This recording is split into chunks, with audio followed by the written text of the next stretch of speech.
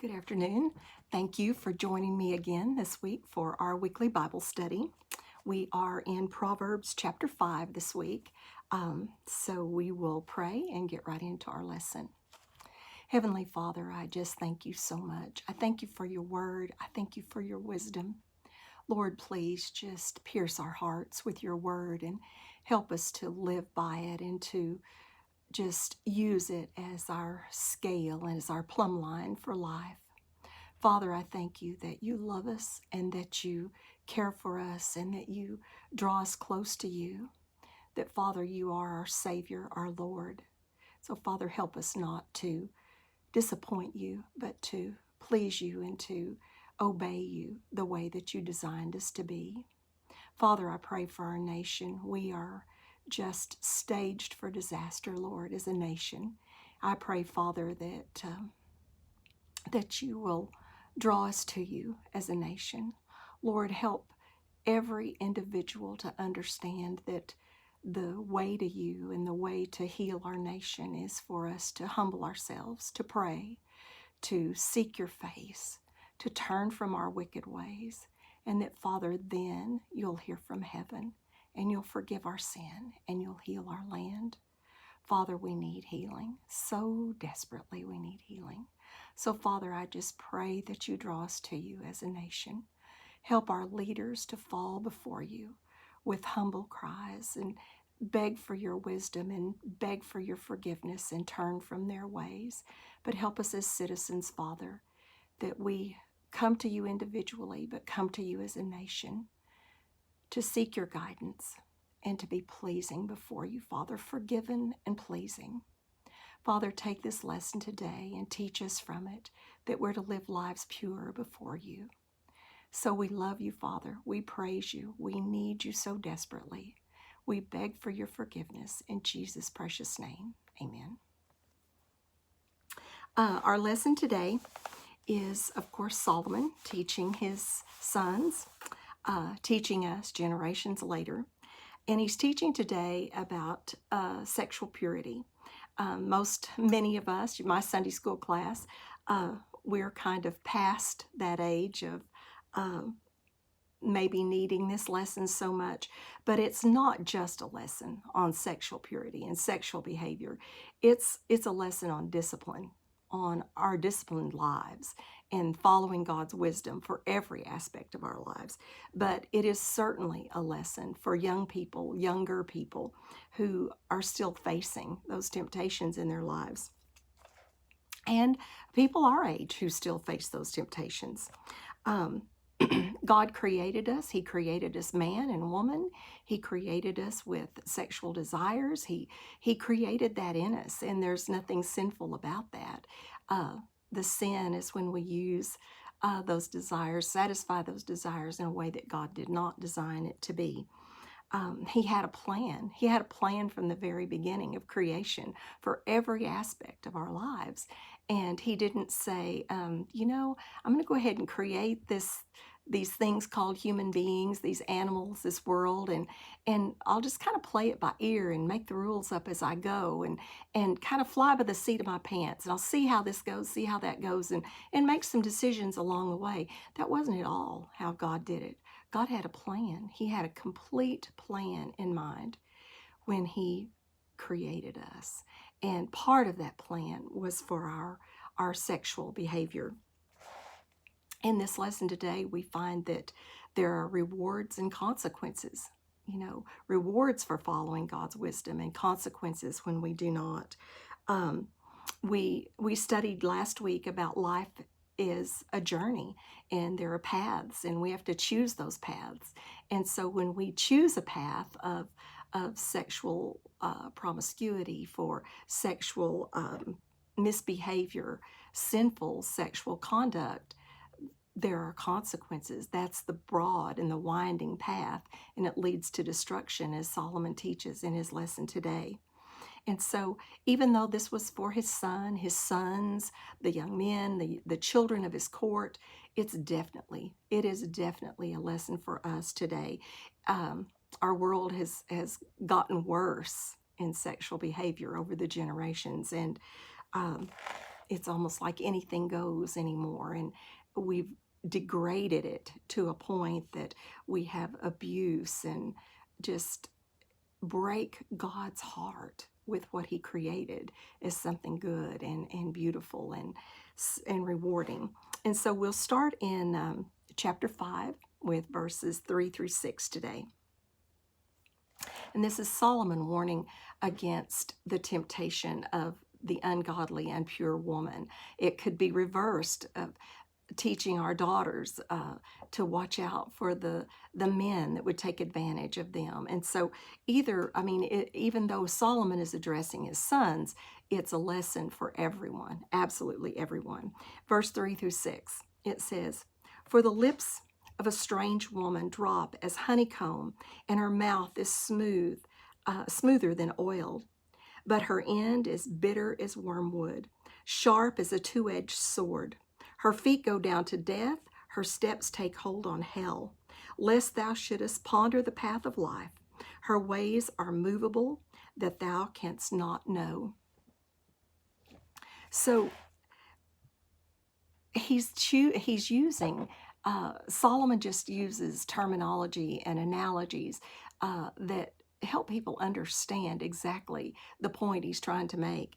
And so he uses this analogy, this first, that a woman, this woman, this vile, strange woman's lips are like a honeycomb, and that she's as smooth, her mouth is as smooth as oil. He's using things that they understood certainly in their day. We still understand how sweet honey is. I love honey, and they had honey from nature, and the honeycomb would just drip with this wonderful, wonderful sweetness. They didn't have the refined sugar and all of the choices that we have today. And so to have this honeycomb was just a treat.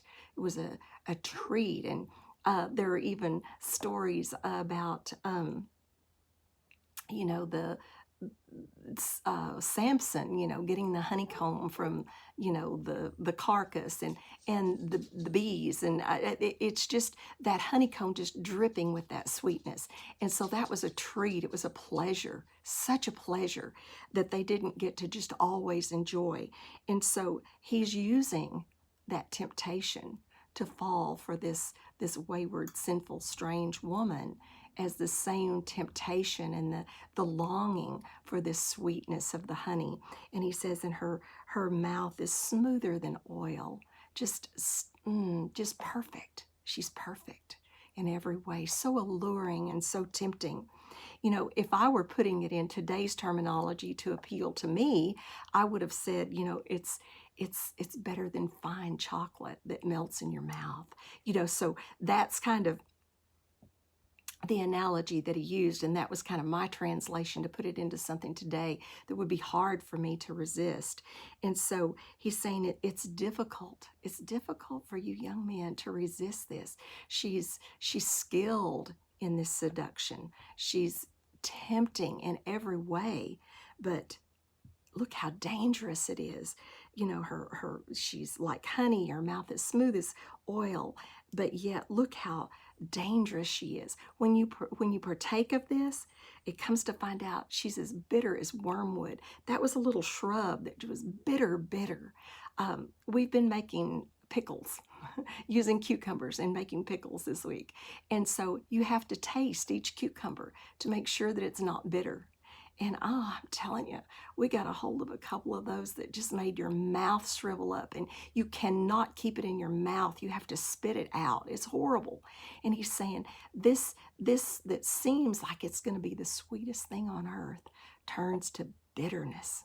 Absolutely turns to bitterness in your mouth. And it's like a two-edged sword. It will shred your life. The life you know, it will shred it. It will cut it to pieces. It will destroy your life. It's dangerous for you, young men. Her feet go down to death. He's warning them. This will kill you. This will get you. It will kill you. Her feet go down to death. Her steps take hold on hell. That's strong language. That's strong language. Solomon isn't just saying, guys, don't do this. It's bad for you. It's bad. You'll regret it. It's bad. Don't do it. He's not saying that. He's saying it will destroy your life like a two-edged sword. It's the most dangerous weapon. He's comparing the most dangerous weapon that he can compare this to. And he's comparing it to the bitterest thing that he can think of in their society. And he's saying the path leads to hell. Her steps lead to hell. And that is strong language. And he said, should you ponder this life? Should you ponder the path of this life? Her ways are movable, and thou canst know them. Her ways are movable. She's tricky. She is deceiving. She will trick you. She will trap you into this life. And if you ponder this, if you consider this, this is what's going to happen. She will deceive you into this lifestyle that will trap you. And once you get trapped in it, it is so hard to get out of. I think of people who have just toyed with pornography, and then they get trapped into that lifestyle. It ruins their marriage. It ruins their reputation. We're going to talk about all the things that getting into this lifestyle does at the end, but it's so destroying. And so he's saying, guys, just don't do it. The unity that God created is between one man and one woman. God created man and woman, and he created them to be unified in a way that is intimate, that's incomparable to anything else. And with that intimacy, you can work through the other problems and situations in life, because it brings you to a level of unity that is like no other. And so don't take that step. Don't fall for that deceiving sweetness that's really not you. It will become an addiction. The gratification doesn't last. The gratification from this type of sin does not last. And as a result, it's addicting, because you want to go back and you want more, you want to do it again. And every time, think about the first time, if someone has confided in you, the first time they were unfaithful to their wife or their husband, it was hard. They felt guilty. It was devastating to them. But it became easier and easier and easier. The first time the young man or the young woman has sex before marriage, it was scary, and it had all of these emotions tied to it, and yet it became easier and easier and easier. And once they finally realize they've been trapped into it, and it's expected. And so this is what Solomon is warning against, warning his sons, warning his children, warning us against, is not to get trapped into that, not to get pulled into it by the deceiving taste of what seems like honey at one point and turns to bitterness, that the path leads to hell, that it's destructive. Don't get drawn into that. And then he goes back to his usual of, hear me now, hear me. I'm talking to you. I want you to hear me. And in this next verse, he's telling them how to avoid it, which he had almost the same identical, stated just a little bit differently, but almost the same identical, listen to me and listen to this warning that he had last week. Is in verses 7 and 8. He says, hear me now, therefore, O ye children, and depart not from the words of my mouth. Remove thy way far from her, and come not nigh to the door of her house. Get away, stay away, don't even entertain this. That's what Solomon says. Get away, stay away, don't go near, don't even entertain this. And he's saying, listen to me. Not in one ear and out the other. Listen to me. You know, I've seen my children, I've done it to my own children, take the face of their child in their hands and point it to them and say, listen to me. Listen to me. Soak this in. And I think that's what Solomon's doing. He's taking our face in his hands and focusing us literally on his face and his eyes, and he's saying, listen to me. Hear me ye therefore, he says, O my children, depart not from the words of my mouth. Listen to what I'm saying and do not depart from it, because it is devastating if you do. He says, remove yourself, get away from it, stay away from it, get far from it, flee from it. Don't even entertain the possibility of entering into this sin. Don't let it entrap you. Our sexual relationship with our spouse it's a commitment. It's a commitment. And it's not only a commitment to God, it's a commitment to our spouse. It's a commitment to God.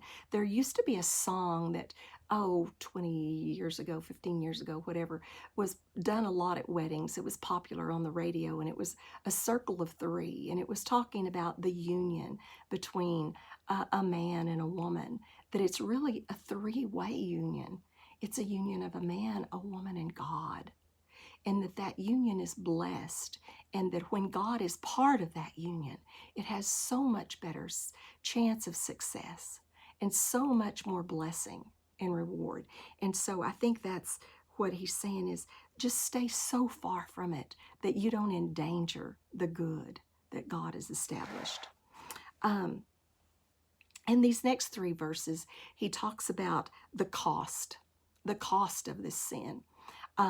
He's telling them to stay away. He's saying, listen to me. He's describing what it looks like so that you don't get caught unaware with, the honeycomb, the smoothness, the beauty, the taste. And then he's telling them to stay away from it, get far from it. And then in these next three verses, he's telling them the cost of this sin. So listen to this. He says, lest thou give thine honor unto others, and the years unto the cruel, lest strangers be filled with thy wealth, and thy labor be in the house of a stranger. And thou mourn at the last, when thy flesh and thy body are consumed. Who would want these things that Solomon is describing? He's saying, you're giving up your honor. It's going to be a cruel life. Your wealth is going to be taken by strangers. You're going to serve others. And in the end, you're going to mourn. You are literally going to mourn because your flesh and your body are consumed.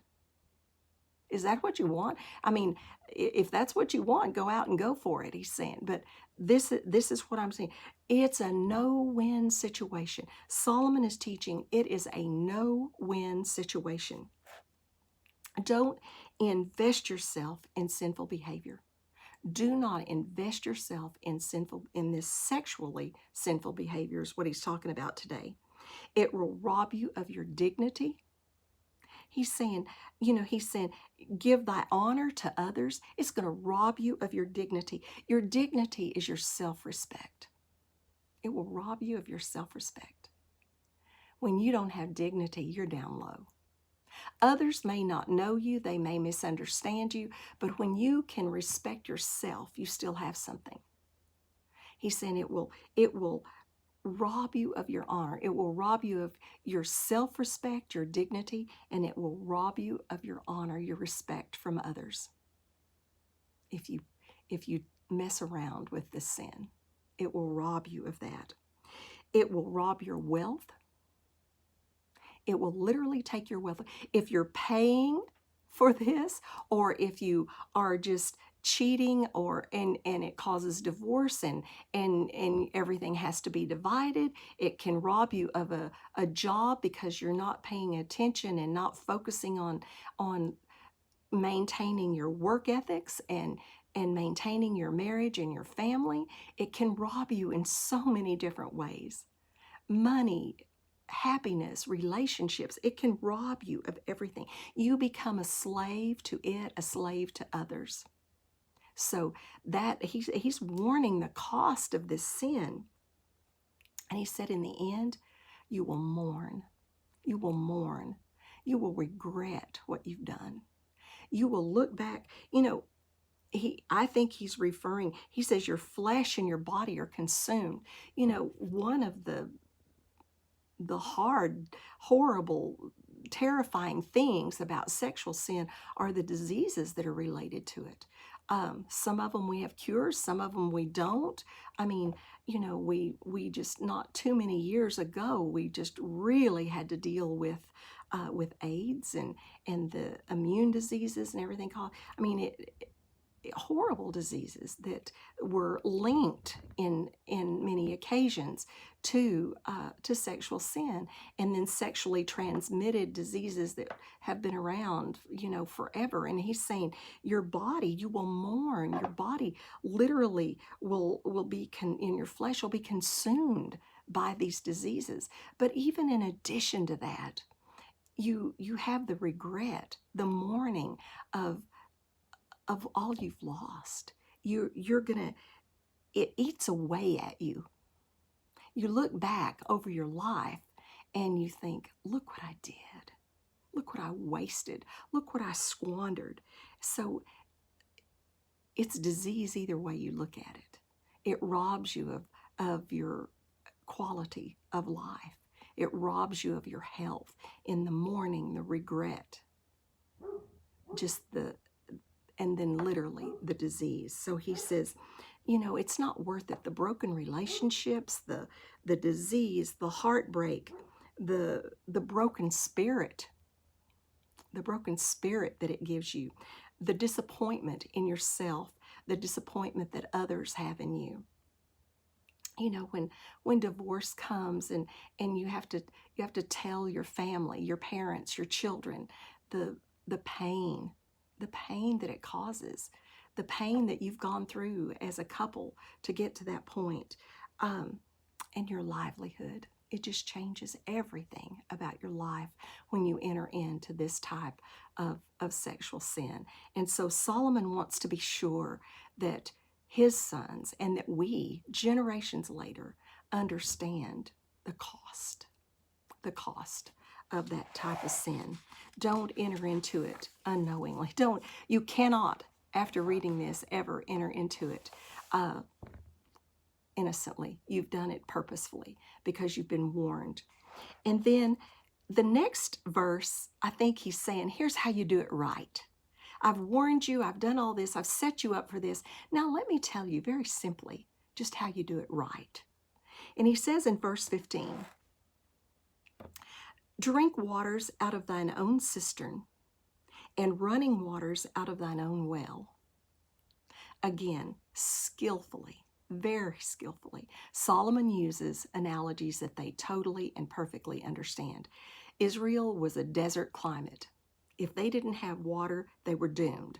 Literally, life was doomed. They would have no animals, they would have no crops, and their lives would be doomed if they didn't have water.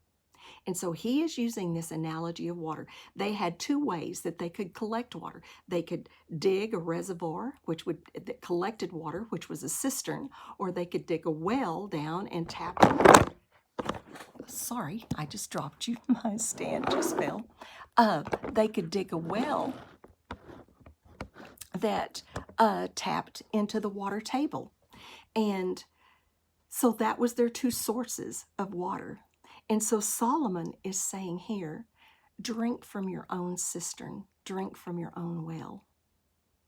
Satisfy yourself from your own well. Satisfy your sexual desires from your own well, from your own husband, from your own wife. Don't go outside. Don't go use somebody else's well. Don't depend on someone else's cistern.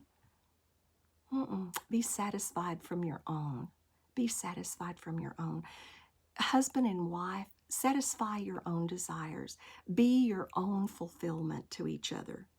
And so he's saying this sexual activity in your marriage is precious. The water was precious. It wasn't to be squandered. It wasn't to be wasted. It wasn't to be taken lightly. It was to be treasured. It was to be taken care of. And so take care of, nurture. You might have to clean your cistern out. You might have to dig it deeper. You might have to, take care of your well. But whatever you do, treasure it. Take care of it. and it will be fulfilling to you. It will satisfy you. But drink from your own cistern, drink from your own well. And then the next 3 verses are his reasoning. He gives us some reasoning for this. And he says, I actually liked it better from, this is King James that I'm reading from, and I really liked it better from, I think it was NIV. It stated, I think this is a question. At best, it's a rhetorical statement, but in the NIV, I believe it said, should your springs overflow in the streets? I don't have it here in front of me. And do you pour your water out in the streets, or something like that? In the King James, it says, let thy fountain be dispersed abroad, and rivers of waters in the streets. And it's almost like, would you or should you let your fountains be dispersed abroad and your rivers of water into the streets? Do you take the water from your well and your cistern and go pour it out in the street? Do you take this precious commodity and throw it away, waste it, squander it? No, they wouldn't do that with their water. Their water was precious, and they made sure that they kept it well for when they needed it. And so we should nurture and take care of that relationship. That precious, priceless, intimate relationship should not be squandered. Don't pour it out in the streets to strangers. Don't put it out there.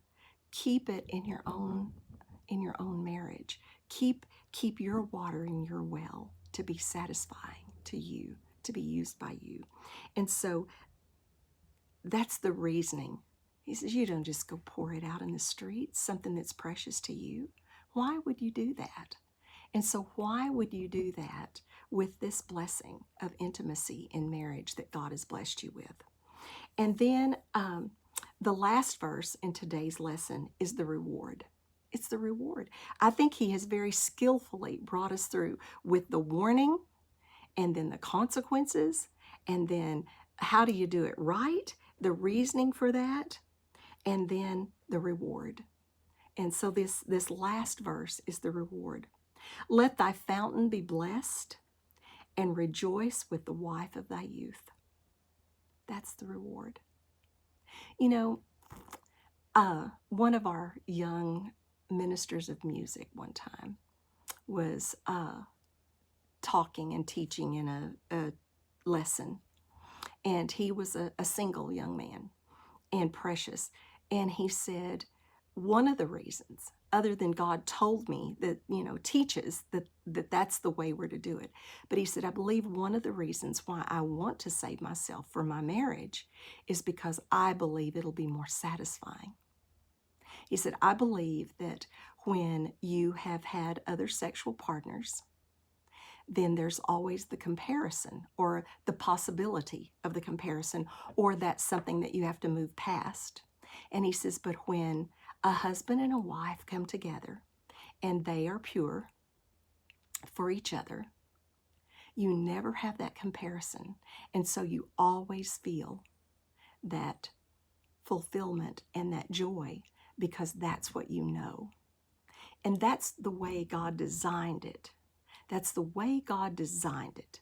Now, if you have already broken that, it can be moved past, of course.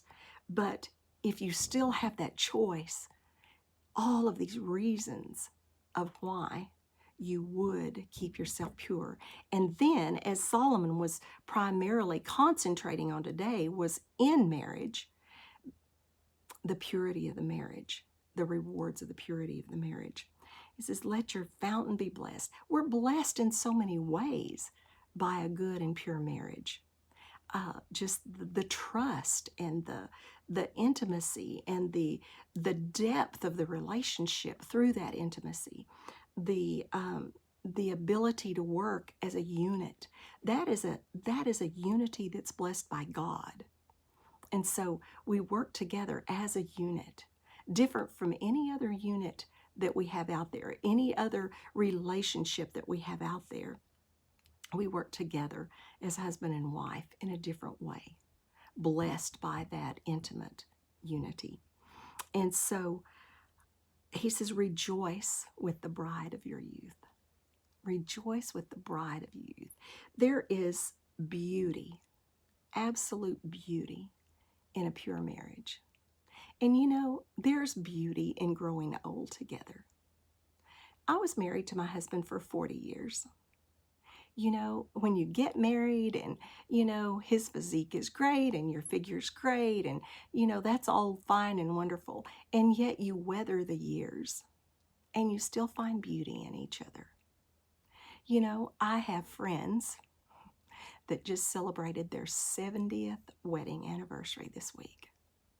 Their 70th wedding anniversary.